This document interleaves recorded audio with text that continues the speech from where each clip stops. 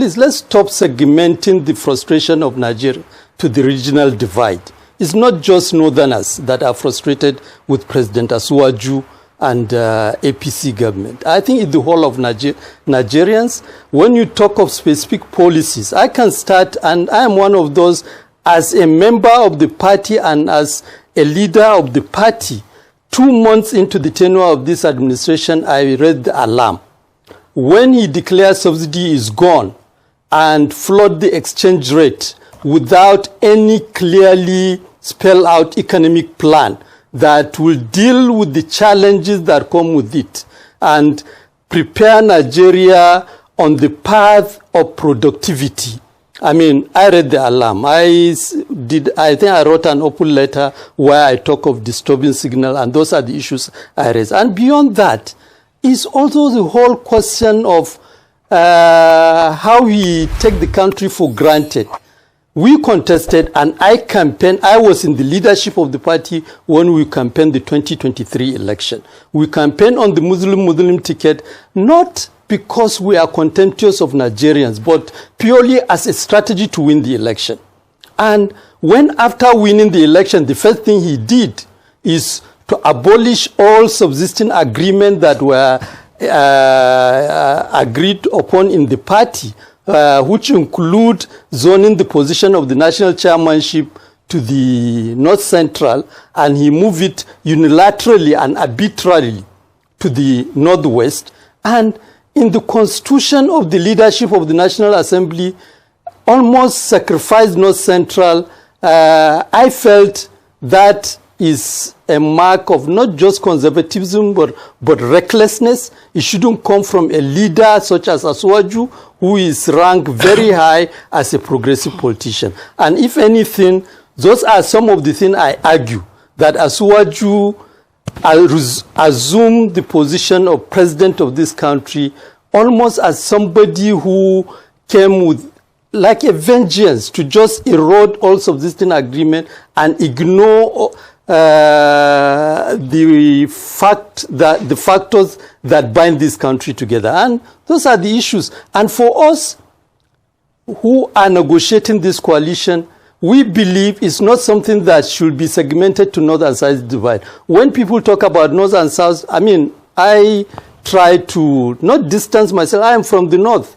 But I can tell you, if we are going to find solution to this problem, it's not by relapsing to our ethnic or regional sentiments. APC came with a lot of promise, and being a founding member of APC, I can talk about that very authoritatively. We promised Nigerians to end insecurity. We promised Nigerians to end corruption. We promised Nigerians to ensure that at the minimum, our democracy is functional. Unfortunately, here we are today in a situation when people talk about one-party state, I think they are being generous. The truth is that we don't even have a political party.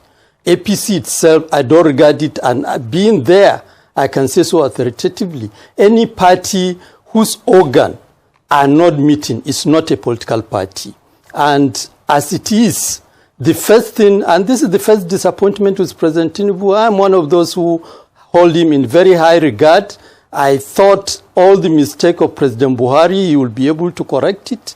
Unfortunately, here we are, he has elevated Buhari to a status of a national hero, largely because he himself almost came with unprepared.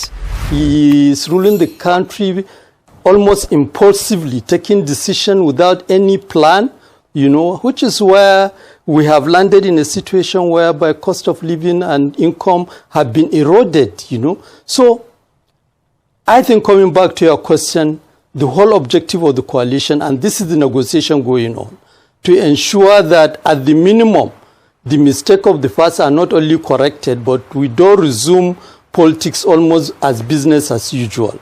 We must present to Nigerians a functional political party, one that can hold elected representative accountable. This is the negotiation going on, and agreement is almost concluded.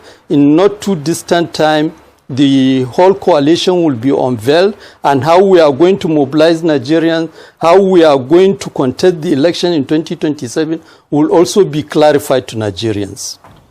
I can tell you authoritatively, we are reorganizing ourselves in the North, and the North is going into the coalition as a bloc.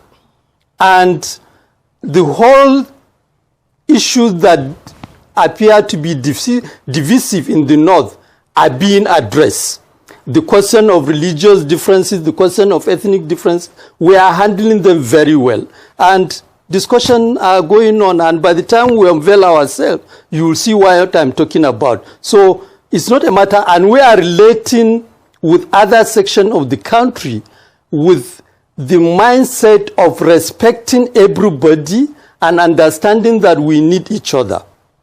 As far back as July 2023, when I saw the direction after the subsidy is gone, declaration, and then the exchange rate, I wrote an open letter to Asuwaju where I talk of disturbing signals.